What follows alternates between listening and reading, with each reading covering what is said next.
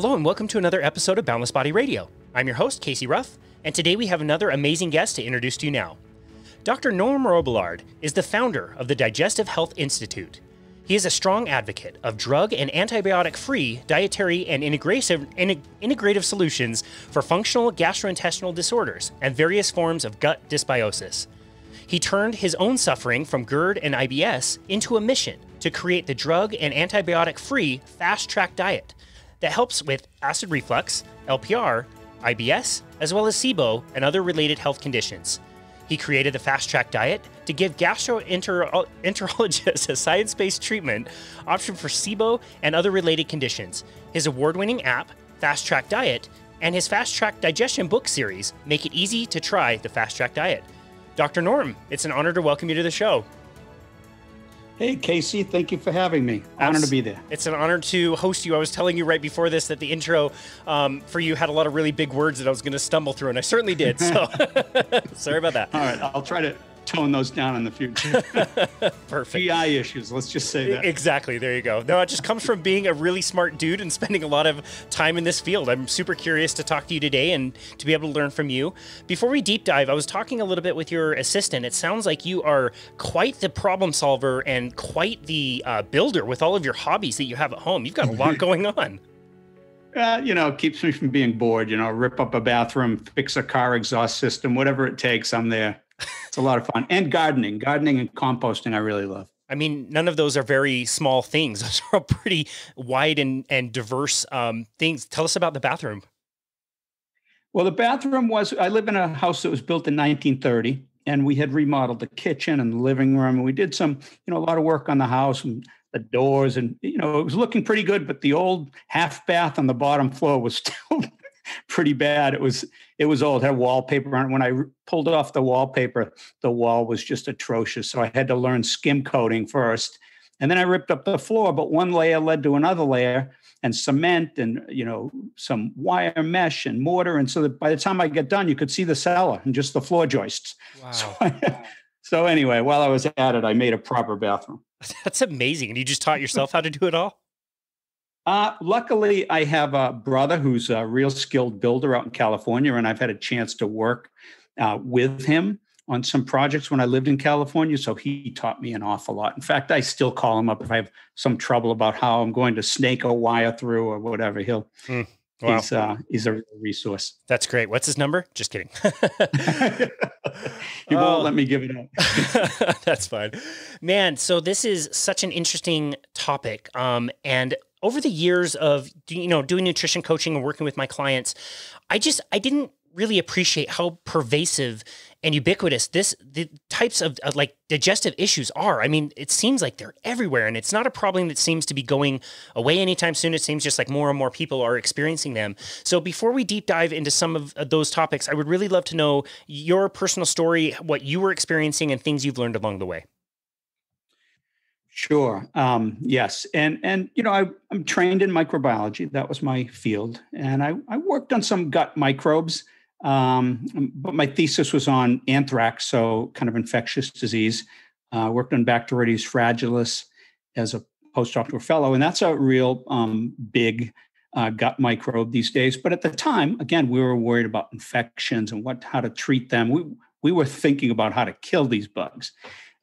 So this is different. The digestive health with 100 trillion microbes in our gut and living in this fine balance and how good they are for us. It's a different spin on things. So initially, I wasn't really in that area at all. I joined a pharma company, and I worked in biotech and pharma for over 20 years.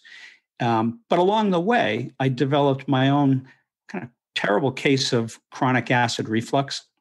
Aspiration reflux at night, a lot of heartburn, some IBS symptoms. It was affecting me. It was impacting my job and my life. And honestly, I probably wouldn't have known what to do about it, except I just happened to go on a low carbohydrate diet with my son. He wanted me to get a treadmill and lose a few pounds, and so we decided to do that. But before any weight loss, I realized my digestive problems essentially resolved as long as I really watched these carbohydrates. So that was the first inkling for me that diet was important for this issue, at least at the time, this reflux issue. And of course, I learned later IBS and all these other functional GI issues have those dimensions too, and are impacted by diet. So, but I got curious about why I felt better. It didn't seem to go along the same lines as the current understanding in the scientific literature about reflux. And they were talking about dysfunctional lower esophageal sphincter functions. And the sphincter was either getting weak or relaxing, and it just didn't make sense with hey, wait a minute, I'm taking out the carbs and I feel better. How's that go along with the story? So to make a long story short, I started doing some research, came up with a new theory of the underlying cause of acid reflux. It was based on carbohydrate malabsorption, coupled with overgrowths of microbes in the gut that produce a lot of gas. I knew that from my background in microbiology, and that I reasoned this gas pressure was building up in the intestines and translating into the stomach. And the intergastric pressure was driving the reflux, with the analogy of squeezing a balloon or dropping a Mentos in a bottle of Coke. It was that simple. Well, it turns out there was a lot of evidence for this way of looking at it. So I've written a couple of books, and I tried to do both for a while, tried to do my job and write some books, and it didn't work out. I think my performance at the real job was suffering. So I finally just switched fields and went into digestive health. So I've been studying this for about 17 years now. Wow, that's amazing. So it's so ironic too that you were a microbiologist and you get to study the biology of the human gut and microbes just in a different way. That's so cool.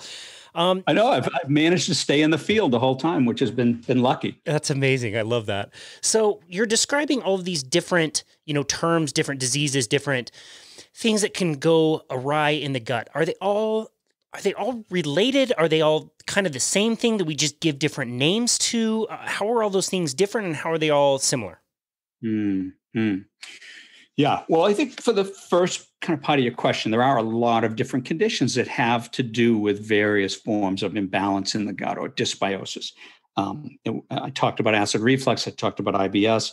But there's also a whole variety of autoimmune conditions linked to leaky gut, which has a gut microbe connection, rosacea, both type 1 and type 2 diabetes, hypothyroidism, liver diseases, pancreas issues, celiac, Sjogren's, just a whole long list of things.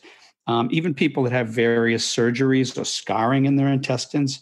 And so there's many different conditions, and that also gets at your question about why this is pretty common, right? Because if you add up the incidence of those different conditions, and I mentioned maybe 2/3 of them, there's a lot more, but just acid reflux, 60 million people, IBS, 50 million people. Now there's overlap between some of these, but and add up all the immune diseases, 50 million. So it does impact a huge portion of the U.S. and world population. So, what is tying these together? I think that's the kind of the second part of your question. Why some of these seemingly diverse conditions? And if, I spend a lot of time when I work with clients on underlying causes, what's driving their case, right? And it turns out that most of them, and again, there's many, but most of them, I've kind of placed them in some buckets. And I think that really helps in thinking about the underlying causes. And that is anything that negatively impacts the microbiome, negatively impacts digestion, negatively impacts motility, how food, partially and fully digested food, moves through your digestive tract, and also things that impact immunity. And so when you start thinking about some of those, like gastrointestinal infections can trigger IBS and SIBO. And what can that do? Well, it can trigger an autoimmune reaction against viculin, a protein that controls the nerves that modulate motility in the gut.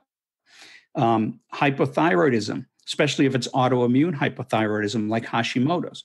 Many people with autoimmune conditions have other autoimmune conditions. So they may have pernicious anemia, in which case your body makes antibodies against your parietal cells that produce stomach acid. And the next thing you know, you have hypochlorhydria or low stomach acid. So that's just a sprinkling of this complex area of underlying causes and how it ties in to these many different conditions that are linked. So what is it inherently about carbohydrates in particular that can exacerbate or cause some of these problems? Yeah, great question. And that gets to one of those areas that I mentioned, right? Digestion. And when I first realized that low carb dieting helped me with my GERD, I just couldn't understand it at first. And I was thinking, why? Why would that be? And so I did some research on, let me just follow the 3 food groups through digestion: fats, proteins, and carbs. There's only 3 of them, right? How complicated can that be? But and proteins and fats, some microbes can use those for energy, but not nearly as many, and they can't get as much energy out of it, especially early in the digestive tract. But carbohydrates are completely different. A lot of these bacteria, it's their preferred fuel source. They can break these carbohydrates down very quickly and grow and use them for energy, but also many of them produce a lot of gas, hydrogen, methane, and in some cases, hydrogen sulfide. So those were the gases I was talking about, probably mostly hydrogen, driving reflux in my case. But why digestion, right? So I reasoned that my problem was either I was consuming way too many carbs, more than I could digest. That's why so many of them were feeding the microbes, or that my digestion was off. And so I was not fully breaking down all of these carbohydrates and absorbing them into my bloodstream. And so more of them were persisting, again, overfeeding these microbes. And the answer is probably, for most people, including myself, some combination of both of those things.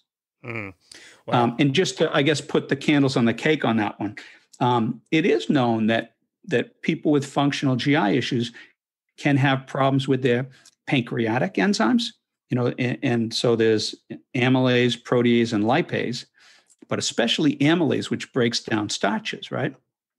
And so you can take supplements for that, right? But there's also a population of people with these disorders that their brush border enzymes, these disaccharidases that stick out of the ends of the little microvilli in your small intestine, we think of those as, they're used to break down disaccharides. So maltose, sucrose, lactose, right? Lactase is a brush border enzyme. But we oftentimes forget that these brush border enzymes are also required for the final breakdown of starches. The amylase enzymes in your saliva and from your pancreas, they break starch, these long complex polymers of starch. They can be thousands of glucose units long. They break them down, nibble away, break them down. But at the very end, you're left with 2 and 3 sugar carbohydrates that cannot get absorbed out of the digestion into your bloodstream unless the brush border enzymes, sucrase, isomaltase in particular, some of the other ones in some cases, complete the breakdown of starch. So a lot of people with a starch intolerance, they may never even think of it. Brush border enzymes. And it's not that easy to test for. Highly specialized lab. You need to have an invasive sample, kind of like a celiac test with endoscopy, and take a tissue sample. So it's not quite as easy as some of the other diagnostics. So I think it goes unnoticed. But and stomach acid, we mentioned hypochlorhydria, right? You can get that from H. pylori, the autoimmune condition I talked about, from taking too many NSAIDs, from alcohol abuse. And so if you have low stomach acid, not only will you not absorb a variety of vitamins and minerals and other nutrients well, you won't be protected against pathogens entering your digestive tract. You won't be able to protect your lungs from microbes in your own gut reflux into your lungs. So stomach acid is important in those basic ways, but also it's very involved in the beginning process and the regulation of digestion. So people with low stomach acid can have digestive problems as well. So there's some examples. Yeah, that's so interesting. One of the things I would do when people would ask me about carbohydrates is I would very oversimplify that, this 50,000 foot view, but just say that with carbohydrates, there's maybe like 3 different kinds that you can be thinking about. You can think about carbohydrates as like a sugar, you can think of it as a starch, or you can think of it as a fiber. How does our digestive tract handle each of those things? Again, a very gross oversimplification, but I'd love to hear your thoughts on how we handle those things. Yeah, you're right. And they are different. So in the Fast Tract Digestion books and the Fast Tract Diet app, and in my consultation program, I do kind of single out some of the worst culprits. So in those fructose, lactose, resistant starch, fiber, and there's many different types of fiber, and resistant starch, which is like a fiber. And so at the very beginning, I'll usually put people on a diet that really puts restrictions across the board on those until we really know more about what's going on, because their digestion is different. Like lactose, you need one simple enzyme called lactase. It's that brush border enzyme. People from Northern European countries and some other parts of the world, their gene is stuck on. And so they make lactase as adults. And lactose is a simple 2-sugar molecule. You just cut it in the middle with lactase and you can fully absorb it. So people can take a lactase supplement, and the people that produce lactase as adults, see most people, they lose the ability to produce it after weaning, right? Infants have it, but after weaning, they lose it. That will help with the lactose if you take a supplement or if your gene's stuck in the on position. So that's a simple one, right? And so there's ways around that. And glucose, we don't necessarily limit that because glucose is the body's preferred energy source. And so when things are broken down fully to glucose, the body spends energy, ATP, and this GLUT5 transporter to whip that glucose into the bloodstream very quickly. And that's why the elemental diets either use glucose or maltodextrin that's quickly broken down to glucose, because it's not a problem for the microbes, because it's gone so quickly in the early part of the small intestine. But fructose, even though it's a sugar, a lot like glucose, but it's different enough in its structure. It's also a monosaccharide like glucose, single sugar, but it uses a different way of transporting from the lumen of the digestive tract into the bloodstream, called like GLUT2 transporter, and it's transported by passive diffusion. So it just kind of drifts out of the gut. So you can imagine, it's not surprising that well over half the world's population has some level of fructose malabsorption. Fibers, they're not digested and absorbed by humans. So right there, all of the fibers are proceeding on in the small intestine and into the large intestine, because by definition, we don't digest them. It's the same with resistant starch. And sugar alcohols are the other one. They're poorly digested, and so they also tend to present themselves to the microbes. And you can get a lot of gas and bloating and symptoms from sugar alcohols. And if you have any question about that, just go to the FDA site and look up sorbitol and some of these sugar alcohols. Oh my God. I remember a time in my life when I was eating Quest bars all day, every day to power me through. Dude, oh my God, my stomach would kill me, and I'd have the worst gas. And I had no idea that was part of the problem. It's crazy. Oh, yeah. Now, by the way, there is one friendly sugar alcohol, and it's called erythritol. And because the microbes can't use it, our body doesn't use it very well. And so it's mostly excreted intact. It's natural. It's made by fungi. It's present in a lot of fruits and vegetables as well. But erythritol is a sweetener I use a lot. Some people say it gives them a little nausea or they have a few symptoms from it. But overall, the studies show it's quite safe and quite unlikely to provoke significant symptoms. And it's good. It's a good sweetener. Interesting. So you mentioned fiber. This is one, I could talk about this for hours. Could you tell us, about the different types of fiber and how they act inside the body? Sure. Well, it's inside the gut, right? Because we don't digest and absorb them, but the microbes can ferment them and produce short-chain fatty acids, which is one way those fats nourish us. So, so some fiber and other roughage and some of these other slowly fermentable carbs that I talked about. When bacteria ferment them, they produce a lot of these short chain fatty acids, and they're fats. We can use them for energy. So there's a survival advantage for having these microbes in our gut that process fiber, resistant starch, and other carbohydrates we mentioned, as well as some level of proteins and fats.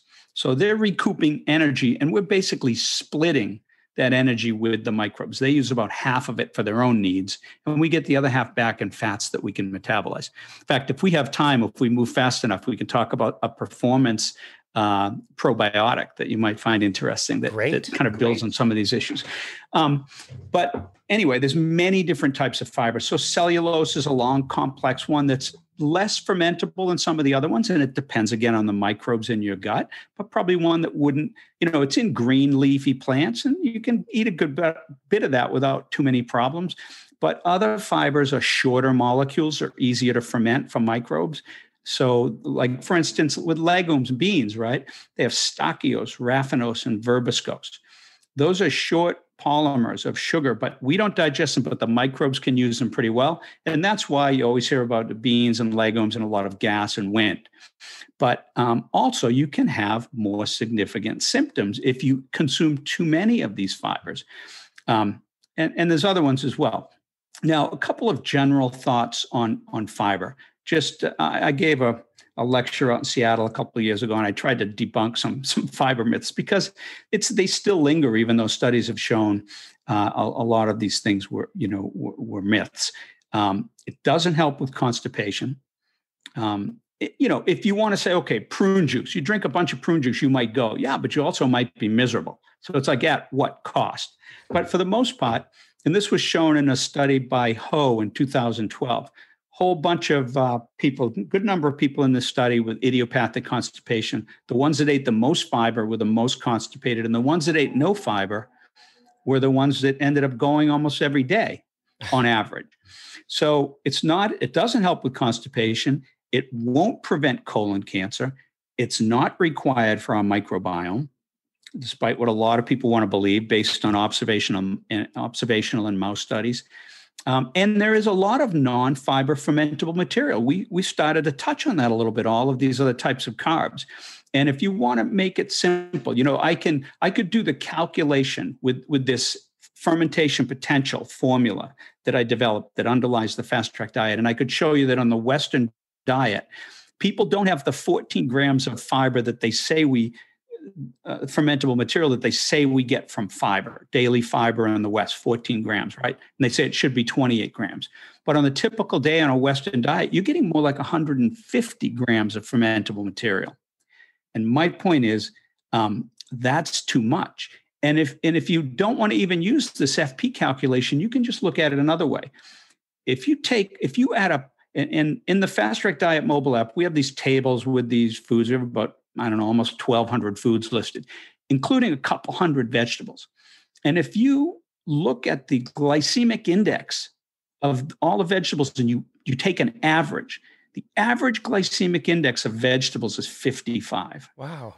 And what that means is that 45% of the carbs in the vegetables you consume are being digested and absorbed more slowly than glucose. So that's why I named this term fermentation potential, FP, because it's not saying they absolutely will be fermented by bacteria, but if they get absorbed slower than glucose, they'll persist in the intestines and there'll be the opportunity for them to be fermented with gas and these symptoms we talked about. Wow. So I see animals all the time that look like they're eating a lot of grass and fiber and roughage. Like you said, how is that different for them than it is for us? Like if I ride my bike to my client's house and pass the little cow pasture and see the cows out there, they're eating fiber, lots of it. It seems like they're doing okay with it. How is that different from us? Yeah. They are really well adapted to that, right? With I'm not an expert on the physiology of cows, but I know they have, their stomachs are these big fermentation chambers. And they take the grass and they ferment the hell out of it. And these bacteria in their gut, just like in ours, make, and of course, they can even digest some of the carbs. We can't, some of the, the more cellulitic type carbs. The bacteria break them down, they produce the fats. And so the cows are eating carbs but their nutrition comes from fats that the bacteria make. And you don't even have to look towards ruminants if you want to see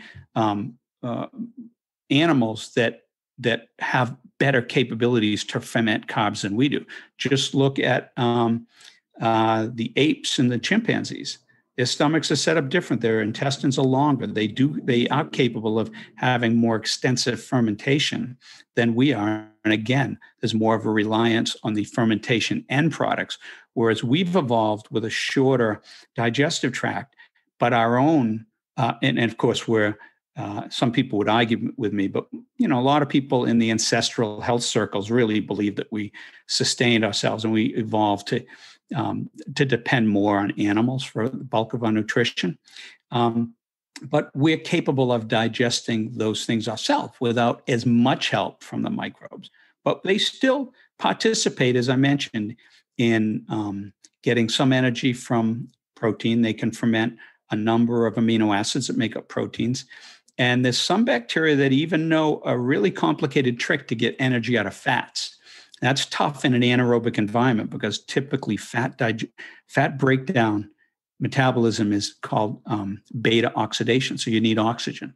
But these microbes have been able to couple anaerobic respiration with this beta oxidation to get energy from fats. But it's still a low energy yield.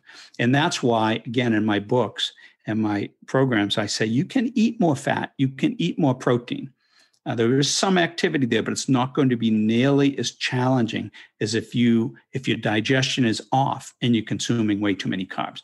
And while we're at it, why don't we just stick this in? I work with vegetarians and occasionally a vegan, not that often, but occasionally. It is important for them to know the FP of these plants and these carbs, because if they have a lot of symptoms, it might matter. Now, there are vegetarians that can process a whole bunch of plant material without symptoms and even being healthy in terms of blood fats and so forth and cardiovascular health. I'm not saying you can't, but I'm saying that eating a lot of plants requires a very close collaboration between your own digestion and the microbes in your gut. Mm. And if you don't have that, you are going to have a lot of symptoms on a plant-based diet. Wow. That is so well explained. I'm so glad you made the point about the animals who look like they're eating a high carbohydrate diet when technically the bacteria are eating a high carbohydrate diet, but the animals themselves are running on fat just the way that we should be. That's such an interesting point. And it's funny too, like it's not a knock on anybody who does a plant-based diet, but it's easy to spot. Like you can just kind of see the way people look. Like it tends to look like they have kind of like a fermentation chamber. It looks a little bit bloated, and yeah, it's not that you can't do it. I love that point, but you should be really cautious and be really aware and be really willing to ask yourself some tough questions about whether that's the best thing for you. Yeah. And a lot of times when I work with vegetarians, I will ask some questions right up front to just see how flexible they are. Would you be willing to eat some fish, some eggs, some aged cheddar cheese and things like that? Because those things can all help. But otherwise, you need to really just focus on optimizing digestion. And you can do that. Yeah. But more challenging than if you can have some animal-based foods in your diet. Sure. That's great. I love that approach. It's not that you're wrong and you have to change everything about your diet. It's just working with them and see what they're willing to do. I love that approach. Mm-hmm. So if we reduce or even eliminate fiber from the diet, what will be the food for the microbes in our digestive system? Yeah. And there was, a lot of controversy about that. And like I said, some of those studies on the importance of fiber and the thought that we're starving our gut microbiota came from observational studies and mouse studies, but they just haven't borne themselves out. In fact, you don't have to look far. You can look at again, using the other animals for an example. There's some studies on the microbiome of the cheetah, right? A strict carnivore. And their microbiome is very diverse, and they have a full microbiome. And there's been some studies on looking at healthy people, in one case on obese subjects, another one healthy people. Turnbaugh did a paper in 2014 where he put people, this was healthy people, for 1 week on just a completely plant-based diet or an animal-based diet. And it was an animal-based ketogenic diet, but it really wasn't one you would probably recommend to people you work with. But it was just meat and sausage and cheese and eggs and cream. And then they looked at the microbiome. And first of all, I found there wasn't a drop in diversity. So, and that's been found in other studies, even when they looked at the Inuit people, one eating the kind of modern day diet and one eating the traditional Inuit diet, also didn't see a big difference in diversity. So it looks like these microbes, they do shift. And this Turnbull paper in 2014 did show that shift. There's a shift in the microbe populations, but not necessarily less diverse. And there's a shift in the short chain fatty acid end products. But again, it's not that the plant-based has all of the short-chain fatty acids and the butyrate and the propionate and the acetate and so forth. And then the animal-based diet doesn't have any. No. In fact, the animal-based diet there's a little bit more. Now, it's hard to measure short-chain fatty acids because it's a moving target. They're being consumed by other microbes. They're being consumed by colonocytes in our gut. They're being absorbed for use by our muscles. There's a lot going on, and you're trying to measure it in a stool sample. They're working on a smart pill to measure these real time, which is going to be great. But the bottom line is plant-based, they showed like a decrease in propionate, but an increase in butyrate over the animal-based diet. And then with the animal-based diet, they showed a big increase in propionate and an increase in isobutyrate. Not propionate, maybe propionate, but I know they isovalerate and isobutyrate. So in other words, you've got butyrate on the plant-based and you've got isobutyrate when you've got more amino acids from the proteins on the animal-based. So they're just different. And by the way, isobutyrate functions the same as butyrate for nourishing colonocytes. In fact, ketones from the blood on somebody on a ketogenic diet can also nourish these colonocytes. So this idea of us starving the microbiota, I think is just it's just plain wrong. Yeah. I don't think they're starving. In fact, when I mentioned other fermentable material in that example and how much fermentable material we're getting beyond fiber, I really think that the problem with these people that have things like me, reflux, IBS, other conditions that are related, they're overfeeding their microbes by either overconsumption or poor digestion. Wow. Yeah, that is such a cool point to make. We confuse diversity in the gut with diversity in our diet all the time. And I think it's amazing that humans have like backup systems and we can eat all kinds of different stuff. We can have a diverse diet, but that doesn't mean that we always should, in my opinion. I mean, I don't see a cheetah looking over a menu and one day he's going to have the gazelle and the next day he's going to have a gopher or whatever. Like most animals pretty much eat the same things all the time and they seem like they're doing just fine. Yeah. It would make more sense. These microbes react to what they're given in the circumstances. There was a study by Marlene Riemle, a researcher out of Austria, maybe 5 or 6 years ago now.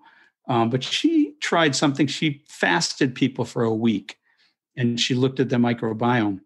And what she found was an increase in diversity, particularly of the types of bacteria that live on the mucosal lining and probably are accessing strains that access the mucins that comprise mucus, right? That's the gel that protects the lining of the intestines. But it's more than that. It's also a complex food source.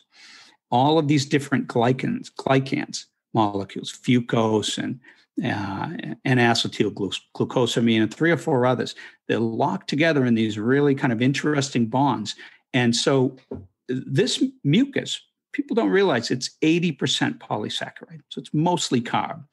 And the bacteria in our gut, like Akkermansia muciniphila, Faecalibacterium prausnitzii, Bacteroides theta iota omicron, all these different microbes that kind of live on near this lining have the lock and key, the key to the lock. They have enzymes that can access the carbs in these complex mucin molecules, feed themselves, and cross-feed the other microbes. So in other words, there's a mechanism in place. Almost, you could think of it almost the same way as you think about the liver supplying your glucose when you're on a ketogenic diet. Mm. gluconeogenesis, and you can break down fats and you can make the glucose you need from your liver. The same way your gut makes these complex polysaccharides. By the way, many of them they're sulfated, they have nitrogen groups. So what am I saying? It's not just carbohydrate. It's a complete fuel source for these microbes. Mm. So this idea of starving the microbes, I just don't buy it. I don't think it's a real issue. There was some of this work in mice. They were talking about, well, mice on an elemental diet, you'll get mucosal thinning, and eventually you'll get the leaky gut, and LPS will get out of. That's in mice. They did a very similar study in humans on an elemental diet and did not see this mucosal thinning. Mm. You can't just always assume that whatever was shown in mice is going to be the case in humans. That is very well explained. I'm really curious about this one. I'm starting to see this more and more, including a loved one near me that is experiencing diverticulitis. And I'm really curious. The explanation that I've heard about this over the years just always seems to be very inconsistent and change. In the first flare-up, several years ago was like, okay, it's caused by tomato seeds, so don't eat tomatoes. And then it was like, well, this is caused by red meat. And then it was too much fiber, and then it was not enough fiber. And then, now I've heard the doctor telling this person like, well, the cause is mostly just like genetic, and some people just get it and some people don't. And now he's going in for a very invasive surgery where part of his large intestine is going to be cut out. And so really curious to hear, what is diverticulitis? In your opinion, what causes it, and what can be ways to get rid of it or treat it? Yeah, and I do feel bad for people that have complicated diverticulitis, because it can be quite painful. Especially a lot of people have significant pain on the left side. That's right. Some Asians have pain on the right side too for some reason. Oh, interesting. But these diverticula, these pouches, they can form in other places in the digestive tract. They tend to be mostly in the large bowel, but you can get some in the small intestine as well. So what are these, right? They're like pouches, and they tend to form as we get older. So you don't see this in people under 40. But by the time you reach 60, and I have,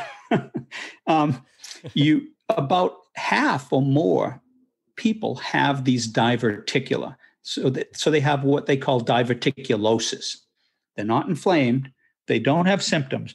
But on a colonoscopy, they'll see they have these pouches. And so what are they? Well, first of all, you can imagine the digestive tract has muscles covering the whole thing. And that's what really propels food down your esophagus.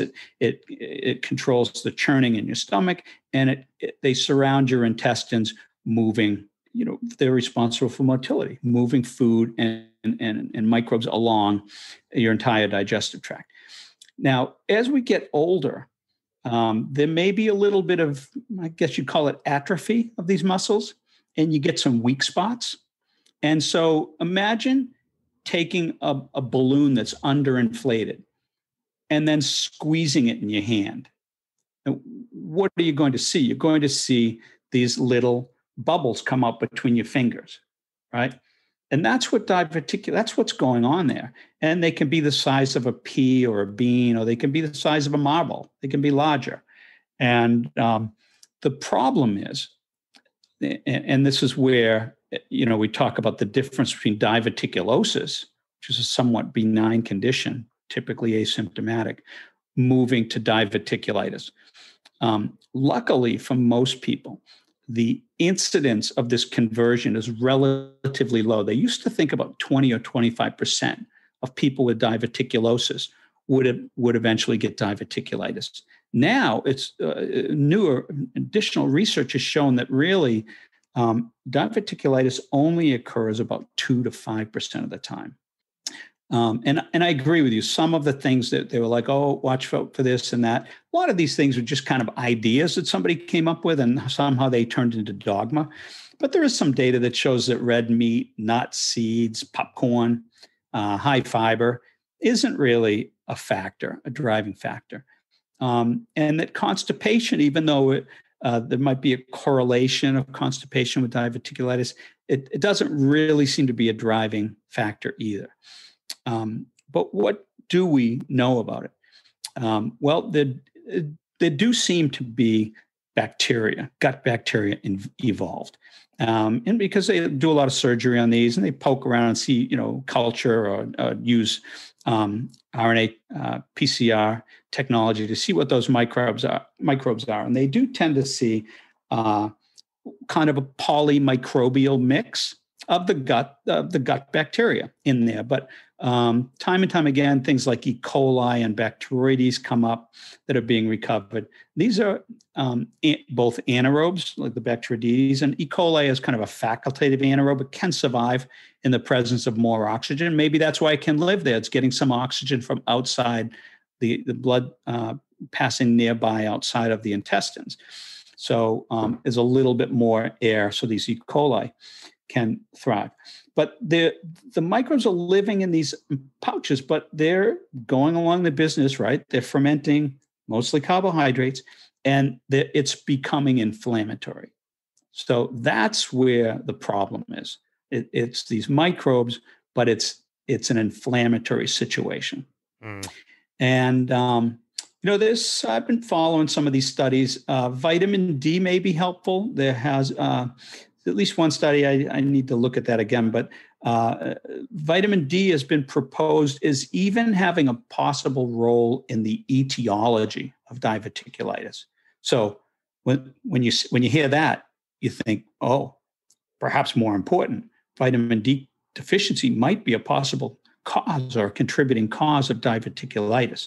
What else? There has been a couple of studies. They need more, but I think I mentioned earlier to you before we were on the call about a study with 85 patients that were given the anti-inflammatory mesalazine with or without Lactobacillus casei strain DG, a very specific strain, probiotic strain. And it was interesting that just with one of those or the placebo, they had a placebo group. So they had about 30 people in each group. They had about 85 patients or so.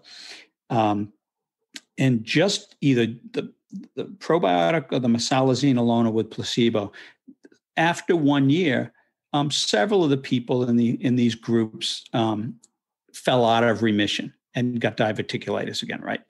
That's the game, is staying in remission as long as you possibly can with diverticulitis. But so far, in this one study, and I think they've done two to tell you the truth, but in one that I'm recalling, out of the 85 patients, 29 of them were on both the mesalazine and the Lactobacillus casei DG. And after 12 months, 29 of 29 remained in remission. Wow. So it's encouraging. Wow. That's so super interesting. Thank you for that information. That's great. I wanted to talk to you about the Fast Tract Diet, and you made it a priority to keep it drug and antibiotic free. And I'm curious as to why you decided that would be the priority. Well, honestly, I worked on the development of antibiotics for about 10 years. I studied them when I was at Tufts. I studied them when I worked at Bayer. I worked on the development of ciprofloxacin, right? It's a life-saving drug for people that have serious infections. But it also has side effects and risks, like a lot of these antibiotics. Some of those that are not systemically absorbed, like rifaximin, probably less of a problem because they're not getting out of the digestive tract. But I still think all antibiotics will carry some level of resistance risk.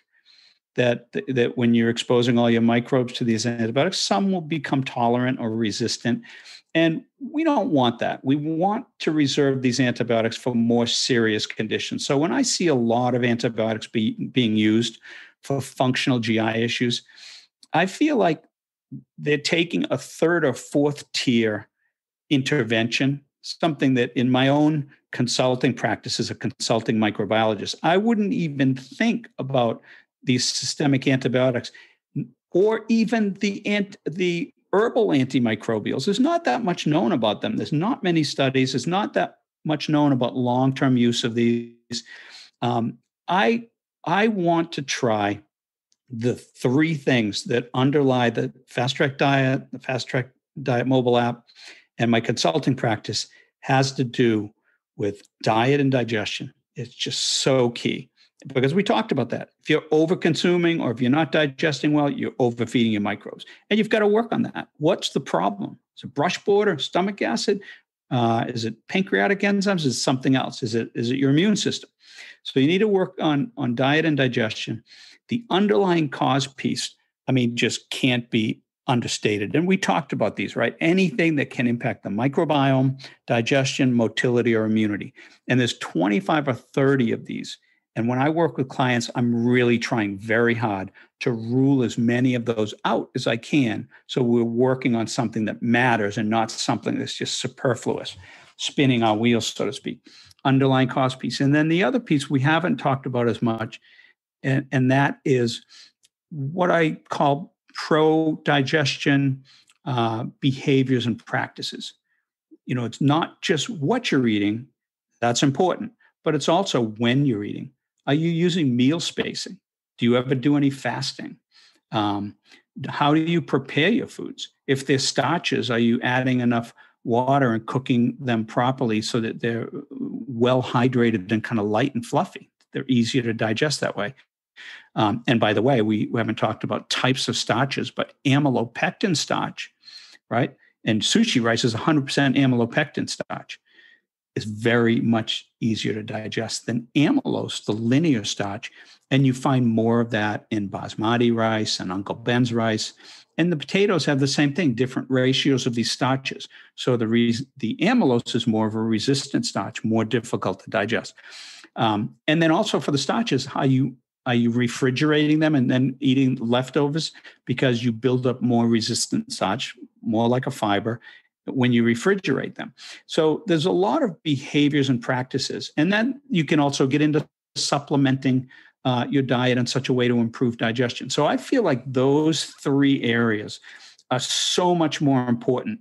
And only if somebody really fails to resolve all the symptoms with that approach, and oftentimes it's a compliance issue, by the way, but then we can start to think about, okay, what else do we need to do? In your case, you're a dedicated vegan, but what can we do that you're going to stay on this type of diet, but what can we do anyway? And that's when things like antimicrobial herbs can come into play. And it also depends on what's going on with the microbes, right? We haven't really talked about testing, but there's breath testing that you can look at the gases these microbes are making, methane, hydrogen, and now there's a test for hydrogen sulfide as well. So you can see what the gas mix is. That's a telltale of what these microbes are doing and where they're doing it. Is it early in your small intestine? Is it in your large intestine? And then probably my favorite type of testing of all, because I'm a microbiologist, I suppose, but it's comprehensive stool testing.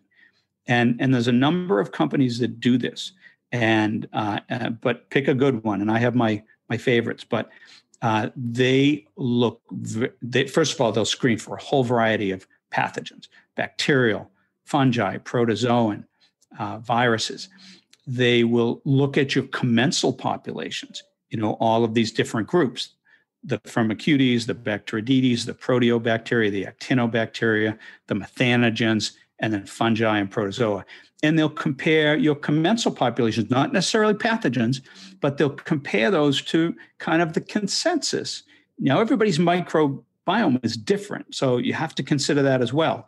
But when you see somebody that's like completely deficient in one of those microbes we talked about, Akkermansia muciniphila, that processes this mucin and cross-feeds the other bacteria. It's associated with health and leanness and gut barrier integrity. If you see somebody that's completely deficient in that, it's like, okay, wow, what's going on here? Or they have no Faecalibacterium prausnitzii, a butyrate producer that's anti-inflammatory. You might say, okay, well, we better at least check calprotectin, a marker of inflammation, because having very low Faecalibacterium prausnitzii is one of the signs of inflammatory bowel disease. So you can look at, and in the same stool test, you can see this calprotectin That's a protein that neutrophils release at a site of inflammation. So you have a lot of calprotectin. You have a very inflammatory state in your gut. And if you have too much, somebody with IBS could maybe have 100 or 150 units of this calprotectin. Somebody with inflammatory bowel disease could have 2,000.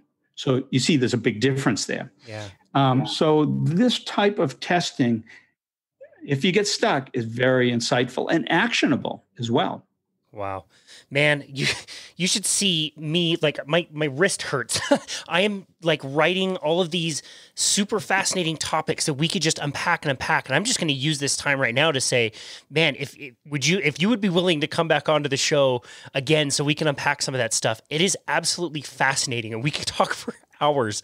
Oh yeah, Casey, I would love to. I do enjoy talking about this stuff and really seeing what's the latest, what's the newest information, and part of my love for it is because I work with so many people that have these problems that I just make it my job. If I have somebody with, say, pouchitis, right, that's a condition from like Crohn's disease where part of with a large bowel, ulcerative colitis, where the large bowel was removed and they build a pouch out of the small intestine. And half of those people get along fine like that. And it's great. And they don't need a colostomy bag. It's all inside their body. But in half of the people, it gets very inflamed. And so when I get one of these, I don't always take on every case, but when I do take on a case, I really make it my job to learn everything about it. Wow. You can tell just how lit up you get about this stuff and how educated you are and how willing you are to share the message. I love it. I love it. I'm going to save the prebiotic, probiotic kind of supplementation thing for maybe next time, but I do want to give you an opportunity to talk about the performance probiotic that you mentioned earlier. That sounded really interesting. Well, it's a fascinating story, and because of your background, I thought you might like to, and I'll give you just kind of a snippet of it, and you can Google it later. But there was a study of some guys at Harvard that they took a look at athletes that were running the Boston Marathon, and they were interested in how their microbiota might change from the beginning to the end of the race. And so they took some stool samples, and they started looking at them. And one microbe they focused in on was called Veillonella atypica. And the reason they were focused on this, it's just fascinating science, and they've got a patent application on this now. What does this Veillonella atypica do? So Veillonella is a type of bacteria that lives in your intestines, and it's highly represented in your small intestine as well. Veillonella species in general. But unlike a lot of bacteria that break down carbohydrates, as I mentioned, or amino acids or fats for energy, they feed exclusively on lactate or lactic acid. Oh, wow. That other bacteria produce, right? All of these lactic acid bacteria.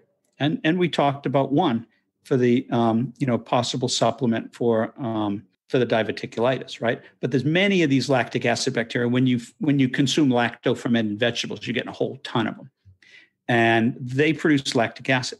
And so these Veillonella are right there to pounce on the lactic acid, and they use the lactic acid and produce the short-chain fatty acid propionate, and that propionate can be used by us humans to burn in our muscles. So what does this have to do with these performance athletes, these marathon runners? Well, what do these marathon runners do when they really push it, right? They get to the point where their muscles are just out of, they can no longer use, they don't have enough oxygen to use aerobic respiration, right? And so their muscles start using fermentation. And when you ferment glucose, instead of getting, the carbon dioxide, typical end products of respiration, you get lactic acid. And the lactic acid builds up in your muscles, right? And your body's also trying to get rid of it and process it. Some goes into your bloodstream, some goes to your liver. But it also turns out this lactic acid is absorbed into your intestines. And so this bacteria can use that lactic acid just like it can from the lactic acid bacteria. And so the marathon runners, they surmised their lactic acid building up in the muscles is being used by this Villanella. It's putting out the propionate, and the athletes are getting a little boost from that. That's what they hypothesized. And so they isolated this microbe, Villanella atypica, this particular strain, and they used it to do a fecal microbiota transfer into mice. And lo and behold, they ran 13% longer on the treadmill. Wow. So they're trying to come up with a a probiotic that you can take to improve your performance. So stay tuned on that one. That is incredible. That is incredible. Yeah, that's amazing. Wow.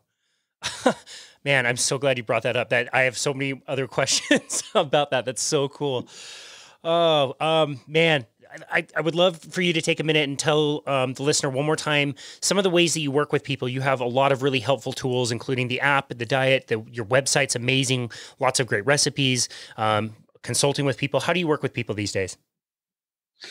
Yeah, well, I have people, first of all, I do a pre-consult with people, and that's free. I'll talk to people for about 15 or 20 minutes and see what's up and see if it's something I feel like I can be helpful with.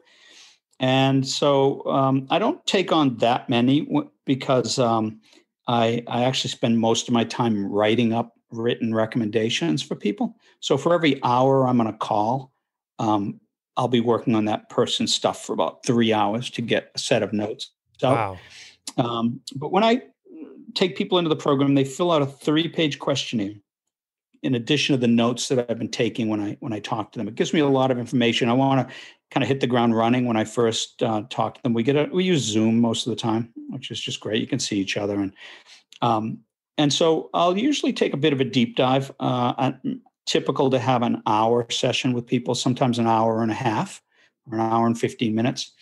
And then offline, I'll spend a lot of time digging in.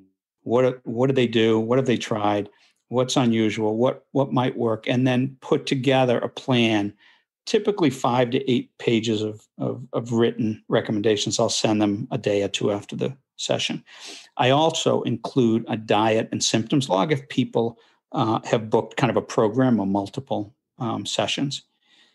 You can do one, and I'll get you the report. But if you do 2 or 3, it's helpful because the diet and symptom log, I ask people to keep that for at least 2 weeks prior to the second and third session and send it to me the night before so I can spend some time with it because I really look at those logs in a lot of different ways.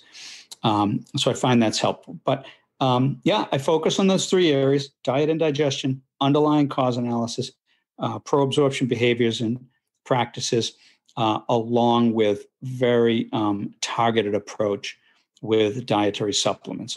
Most of them are aimed at improving digestion, but not always. And so, I try to make it a pretty comprehensive thing that, that what I believe about this approach is that it is a way to have a durable response. You can take a bunch of antibiotics or herbs and you'll feel, you might feel good for a month or 2. But if you don't do anything that's driving it, what was wrong to begin with? If you don't do anything or understand it or change anything, you'll be back to square one. So I do feel like this approach, provides a durable response. It sounds incredible. I mean, you're not selling people packages of 24 or 36 sessions that they have to work with you forever, yet there is some follow-up that needs to be done. That sounds amazing, giving people just what they need and hopefully healing them so they can go about their lives and do other things. It's wonderful. Man, this has been an amazing conversation. I've learned a ton. I've got this list here: cooking food, starches and vegetables, resistant starch, all of these things are really immunity. I would love to deep dive with you sometime again soon. It was so fascinating. You have a great way of educating me and the listener. What is one simple thing you'd like to leave with the listener to walk away with this conversation from? If you don't take anything away from this besides this one sentence, I would say maybe 2 sentences. Less is more. That's one. We're overfeeding on microbes, not underfeeding. Less is more. Less is more. Some fasting, some meal spacing, fewer carbs. And then the other one is, you can probably learn this from your grandmother as well. Eat slowly and chew really, really well. Man, that is great advice. I would learn that from my grandma for sure. Dr. Norm, tell the listener one more time where they can go to find you, to find your work, connect with your work. Yeah. So if you want to find the books, the mobile app, read some blogs, other information we post, you can go to our website, which is digestivehealthinstitute.org. Another place to connect with people that use the Fast Tract Diet, we have about 11,500 or so people on our Fast Tract, TRACT, Fast Tract Diet official Facebook group. So, and this, you can then, in all these posts, we've had that page up for years, and all of these posts, there's tons of them, and they're searchable. So, if you go on that Facebook page, you'll connect with a lot of people that are. That's awesome. Yeah, again, I have to just say your website is really well done, and there's so many different resources out there in different formats that people can find. We will link to all of that in the show notes. Dr. Norm Robillard, what an amazing conversation. Thank you so much for all that you've done and all your work with the Fast Tract Diet, and helping us all understand digestion better. We love and appreciate the attention to detail and all the studying and learning that you've done to come to the conclusions that you have. So thank you so much for you and all of your work and for appearing on our show today. We are really honored to host you. I appreciate that, Casey, and congratulations to you with your practice and your podcast. Also excellent. I've listened to a number of them. Oh, well, thank you very much. It means a lot, especially coming from you. We've been fortunate enough to host a lot of really great guests, and you were no exception. We look forward to hosting you again soon. We've got a lot to talk about still. Excellent. Awesome. Thank you. Absolutely. And this has been another episode of Boundless Body Radio.